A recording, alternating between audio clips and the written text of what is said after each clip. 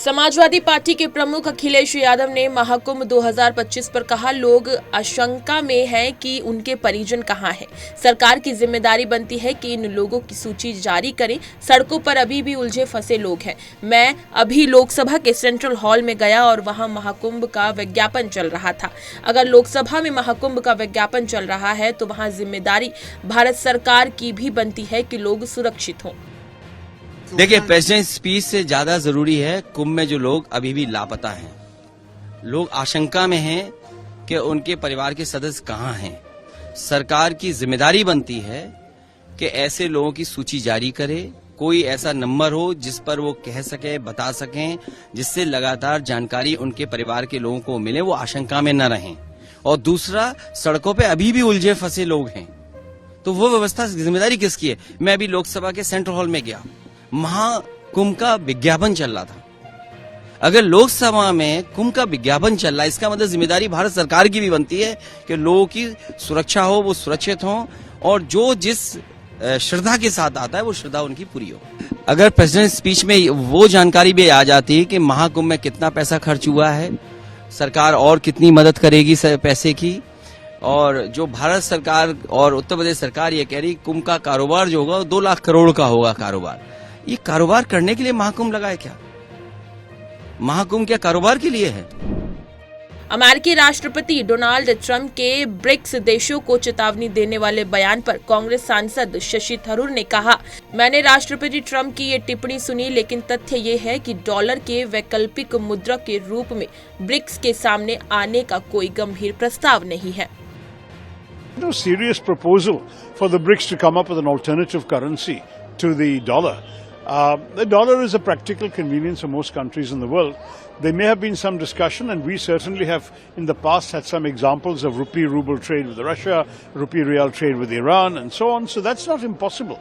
But an alternative international currency, I don't think there is any particular plan whatsoever to do that. And therefore the threat of the president seems a bit empty, because it's only if there is an actual proposal that comes up and that countries like India are taking forward seriously. I don't see any support in the Indian government for such a proposal. So until that happens, why should we worry? Shiv Sena सांसद मिलिंद देवड़ा ने कहा, मैं राष्ट्रपति के अभिभाषण का स्वागत करता हूं। मेरा मानना है कि राष्ट्रपति ने बहुत स्पष्ट रूप से बताया है कि हमारे देश ने अतीत में किन किन चुनौतियों का सामना किया, हमारी सरकार ने क्या सफलता हासिल की, भविष्य के लिए हमारे सामने क्या चुनौतियां और अवसर है। मैं इसका स्वागत करता हूं। देखिए, मैं राष्ट्रपति जी के अभिभाषण का सबसे पहले स्वागत करना चाहता हूं, और आने वाले दिनों में पूरे सदन, दोनों सदनों को राष्ट्रपति जी के अभिभाषण पर चर्चा, बहस करने का एक अवसर मिलेगा।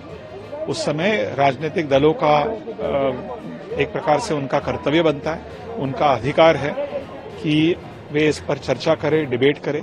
लेकिन मैं मानता हूं कि अतीत में हमारे देश के सामने क्या चुनौतियां और क्या सफलताएं सरकार ने प्राप्त की है, आगे भविष्य में हमारे सामने क्या चुनौतियां हैं, क्या अवसर है, बहुत ही स्पष्ट रूप से, अच्छी तरह से राष्ट्रपति जी ने इसका अभिभाषण किया, इसलिए मैं स्वागत करना चाहता हूं।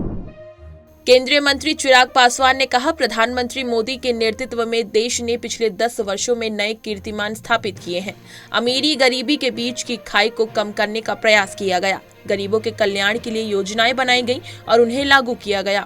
इन बातों का उल्लेख राष्ट्रपति के अभिभाषण में किया गया। राष्ट्रपति के अभिभाषण में उस सोच का भी उल्लेख किया गया जिसके साथ हमारा देश आने वाले वर्षों में नीतियों के माध्यम से आगे बढ़ने का काम करेगा। देखिए, महामहिम के द्वारा पिछले 10 सालों में जिस तरीके से हमारे प्रधानमंत्री आदरणीय नरेंद्र मोदी जी के नेतृत्व में देश ने नए कीर्तिमान स्थापित किए, जहां पर गरीब और अमीर के बीच की दूरी को कम करने के कार्य किए गए, जहां पर गरीब कल्याण की ऐसी योजनाएं बनाई गई, ना सिर्फ उनको बनाया गया बल्कि जिस तरीके से उन्हें धरातल पर उतारा गया, जिन्होंने गांव और शहर के बीच की दूरी को कम करने का कार्य किया। इन तमाम बातों का जिक्र महामहिम जी के द्वारा आज के उनके अभिभाषण में किया गया। ना सिर्फ पिछले 10 सालों के कार्यों का उल्लेख उन्होंने किया, जिसने हमारे देश को एक नई आर्थिक मजबूती देने का काम किया, बल्कि ग्लोबली भी अंतर्राष्ट्रीय स्तर पर भी भारत को एक नई पहचान दिलवाने का काम किया। साथ ही साथ महामहिम जी के अभिभाषण में आने वाले वर्षों में किस सोच के साथ देश हमारी नीतियों के माध्यम से आगे बढ़ने का कार्य करेगा, उसका भी उल्लेख महामहिम जी के अभिभाषण में हुआ।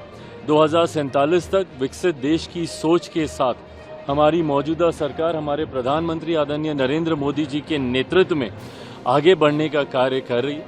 इन तमाम बातों का जिक्र करते हुए महामहिम जी ने अपने अभिभाषण में मौजूदा सरकार के तमाम कार्यों का, तमाम योजनाओं का, जिसको मजबूती से एक सशक्त भारत के लिए धरातल पर उतारा जा रहा है, इन तमाम बातों का जिक्र किया, जिसका मेरी पार्टी लोक जनशक्ति पार्टी पूरी तरीके से स्वागत करती है। उन्होंने जो जिन बातों का उन्होंने जिक्र किया, उसका हम लोग स्वागत करते हैं। उत्तर प्रदेश के मंत्री ओम प्रकाश राजभर ने महाकुंभ में हुई भगदड़ दुर्घटना पर कहा, यह दुखद घटना है, सरकार पूरी तरह से मुस्तैद है। देश के प्रधानमंत्री ने खुद आकर महाकुंभ की तैयारियों का जायजा लिया और प्रदेश के मुख्यमंत्री योगी आदित्यनाथ हर दूसरे तीसरे दिन तैयारियों की समीक्षा करते रहे। घटना दुखद है, विपक्ष को एक ऐसे में सहयोग करने की जरूरत है। हम उनके अच्छे सुझावों को स्वीकार करते हैं और जो अच्छे नहीं होते उन्हें वापस कर देते हैं। ये दुखद घटना है, सरकार पूरी तरह मुस्तैद है और जिस महाकुंभ की तैयारी को लेकर के देश के प्रधानमंत्री जी ने भी खुद आकर के जायजा लिया और सूबे के मुख्यमंत्री माननीय योगी आदित्यनाथ जी बराबर वहाँ हर तीसरे दिन दूसरे दिन जा करके जायजा लेते रहे और घटना दुखद है। और जहाँ तक विपक्ष की बात आपने किया, तो ऐसे मौके पर विपक्ष को सहयोग देने की ज़रूरत है और उनका जो सुझाव है, जो अच्छा है उसको तो हम लोग स्वीकार करते हैं, जो अच्छा नहीं है उनको वापस कर देते हैं। क्या अच्छा है, क्या बुरा? देखिए, सुझाव अच्छे वो होते हैं कि जो कमी होती है उस बात को कि यहाँ ये व्यवस्था हो जानी चाहिए। अब जो हुआ, ऐसी घटना को पुनः न हो,